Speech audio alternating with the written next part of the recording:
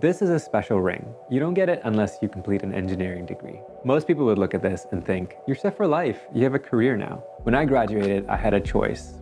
Join a firm, do the 9 to 5, get incremental raises, and then maybe at the end of the day have some energy to do something I'm passionate about. But the idea of sitting at that desk, doing that job for the rest of my life, life's too short for all of that. And it got me thinking, is stability even guaranteed? You could join the job market during a downturn. More accomplished people could be applying for the same position. These things are so out of our control. There's this illusion that a stable job actually gives you stability.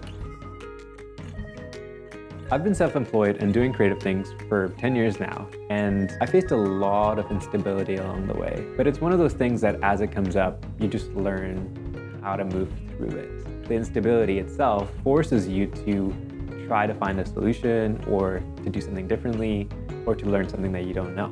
Instability is scary, and choosing it intentionally, you're gonna need to take a leap of faith.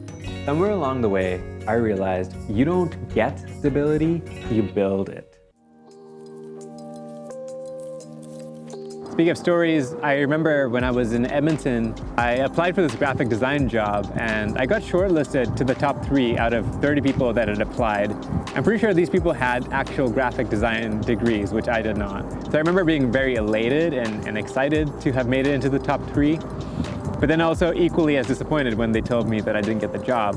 And I remember lying in bed feeling so depressed that I didn't get this opportunity that I was really excited for. But eventually I had to snap out of it, and I walked to a neighborhood cafe that had just opened up, and I asked them, hey, do you need any creative work done? They asked me if I had ever done a logo before or if I could help them with theirs. And ironically, the job I just tried applying for got me to go through a test exercise where I had done branding for a fake company. And so I said, yeah, I have experience in it. And thankfully they took a chance on me and ended up loving what I created for them. That really kickstarted my career. It was a moment where I had to choose to create stability within something that felt very unstable at the time. You've got to find the ways to make it happen within your story.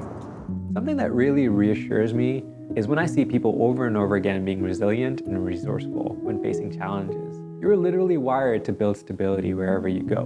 And learning how to build stability is actually true stability. True stability comes from within you. This was an expensive lesson, but I don't regret it because I learned a lot of transferable skills. And I realized education is a privilege. The sweet spot is when you can line it up with something that you're passionate about. Being self-employed in the creative field felt like such a hard pivot from what I was being educated in. And I'm really glad that I took that step despite the resistance that I faced. Ironic thing though is that as an entrepreneur, even if you build stability in instability, you're always kind of looking for the next big thing. It's what I'm doing currently by building a media company from scratch.